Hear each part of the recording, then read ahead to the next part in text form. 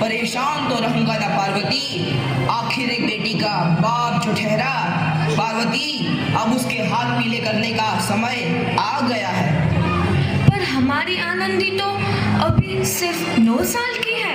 अभी तो उसके पढ़ने लिखने और खेलने कूदने के दिन हैं। देख पार्वती, लड़कियां पराया धन होती है और जितना जल्दी इन्हें घर से विदा कर दे उतना अच्छा है।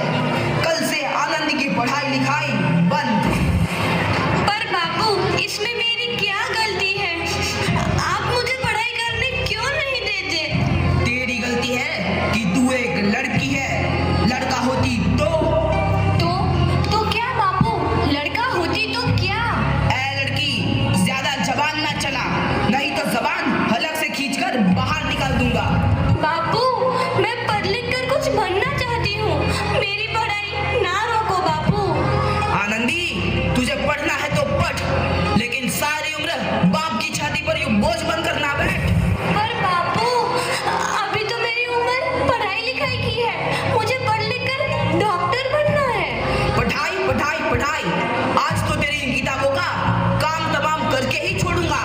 ये ले। नहीं बापू, मत फाड़ो बापू। हट छोरी। नहीं बापू, नहीं। बापू, ये तुमने क्या किया? तुमने मेरी इन किताबों को ही नहीं फाड़ा बापू, मेरी किस्मत फाड़ दी, मेरी किस्मत।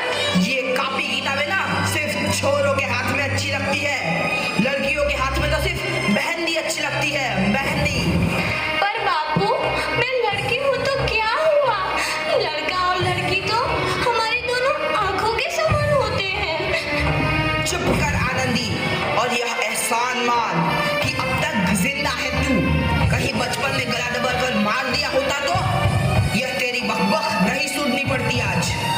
पर बापू, मुझे चूल्हा जलाना अच्छा ना लगे है। देख छोरी, जितना जल्दी हो तू चूल्हा जलाना सीख ले, उतना ही अच्छा है तेरे लिए। और हाँ, तेरा ब्याह तो होगा, वो भी कल के कल। अपना जीवन है तुम्हारी यही कहानी। आंचल में है दूध और आंखों में है पानी। मुझे माफ कर दे बेटी, तेरे बापों के जिद के आगे मेरी एक न चलेगी। माफ कर दे बेटी, मुझे माफ कर दे। इस प्रकार मात्र 9 वर्ष की छोटी उम्र में आनंदी का विवाह गोपाल राव जोशी से हो गया। बाल विवाह एक सामाजिक कुरीति है और इस कुप्रथा का शिकार होना पड़ा आनंदी को। 5 वर्ष बाद आनंदी 14 साल की हो गई है। उसके घर एक शिशु ने जन्म लिया है। देखते हैं आगे क्या हुआ। देखिए ना, इसे क्या हो गया है?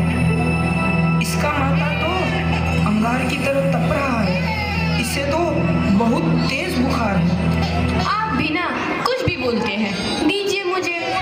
माधव, माधव, जल्दी से वैद्य जी को बुला के लाओ। जी, अभी बुला के लाता हूँ। ये तुम क्या कर रही हो आनंदी? भगवान की विभूति लगा रही हूँ। बस करो आनंदी, ये सब अंधविश्वास है।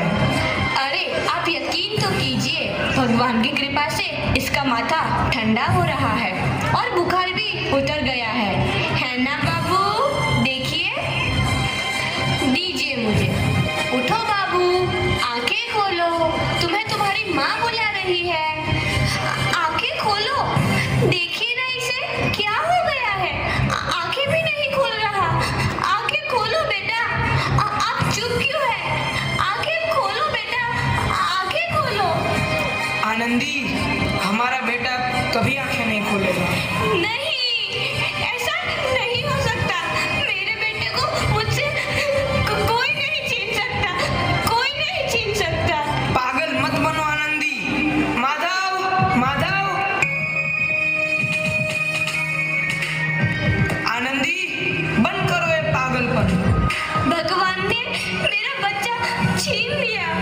भगवान ने नहीं, तुम्हारी अशिक्षा और अंधविश्वास ने तुम्हारा बच्चा छीना है।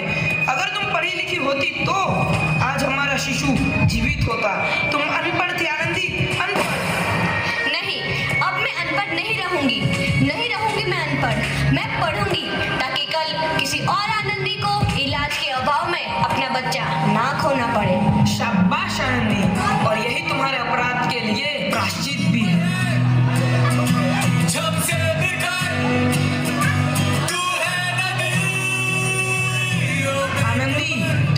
12वीं का परिणाम आ गया है। तुमने पूरे कॉलेज में प्रथम स्थान अर्जित किया है। आनंदी, तुम्हारी मेहनत रंग लाई है। तुम्हें शिक्षा वृत्ति मिली है। ये लो तुम्हारे अमेरिका जाने की टिकट। मुझे शिक्षा वृत्ति मिल गई, मैं अमेरिका जा रही हूँ। पर ये सब मैं अकेले कैसे कर पाऊंगी? आनंदी, अपने आप को इतना कमजोर क्यों समझ रही हो? फिर इतना पढ़ने लिखने का क्या फायदा? तुम अभी गवार की गवार नहीं हूँ मैं अब गवार।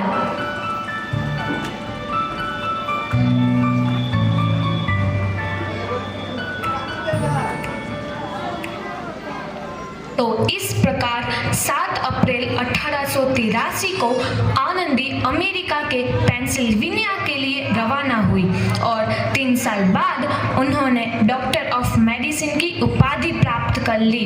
इधर आनंदी के पिता की तबीयत बहुत खराब है। आगे क्या होता है देखते हैं। लगता है अब मेरे जाने का समय आ चुका है। अब मैं नहीं बचूंगा। ऐसा मत बोलो। शहर के सिटी हॉस्पिटल में अमेरिका से डिग्री लेकर कोई बड़ा डॉक्टर आया है। एक बार वहां चलकर दिखा लेते हैं। हाँ, सही बोला भैया। कम से कम दिल को तसल्ली तो मिल जाएगी। हाँ हाँ, चलो चलो जल्दी हॉस्पिटल चलते हैं।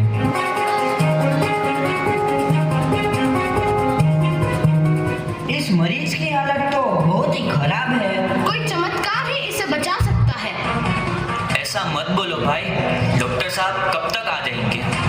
लो आ गई डॉक्टर मैडम। डॉक्टर मैडम जल्दी देखिए, मरीज की हालत बहुत ही खराब है।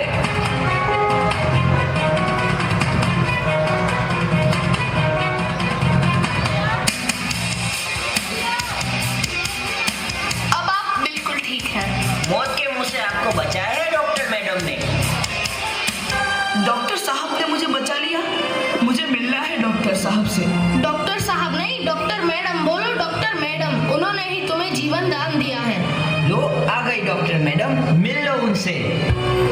डॉक्टर मैडम, आपका बहुत बहुत धन्यवाद। आपने मेरी जान बचाई। इसके बदले में मैं गरीब भला आपको क्या दे सकता हूँ?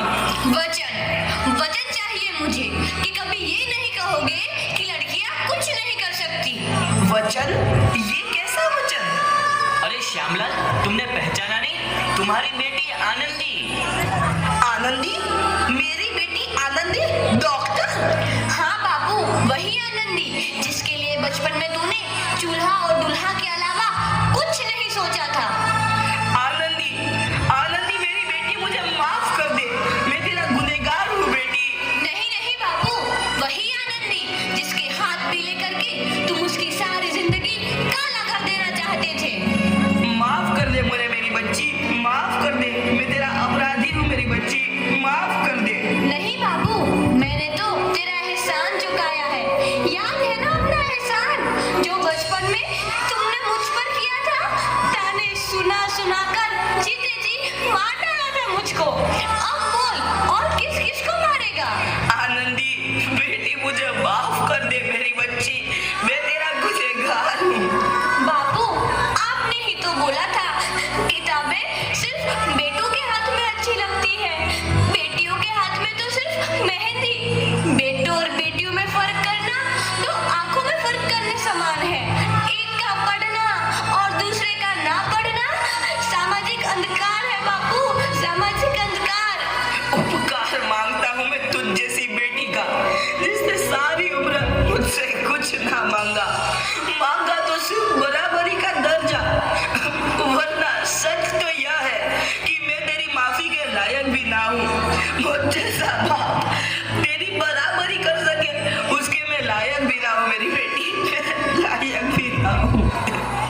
अपने बापू को क्या माफ नहीं करोगी आनंदी? माफ कर दो आनंदी, माफ कर दो। सुबह का भूला यदि शाम को घर लौट आए तो उसे भूला नहीं कहते। बापू।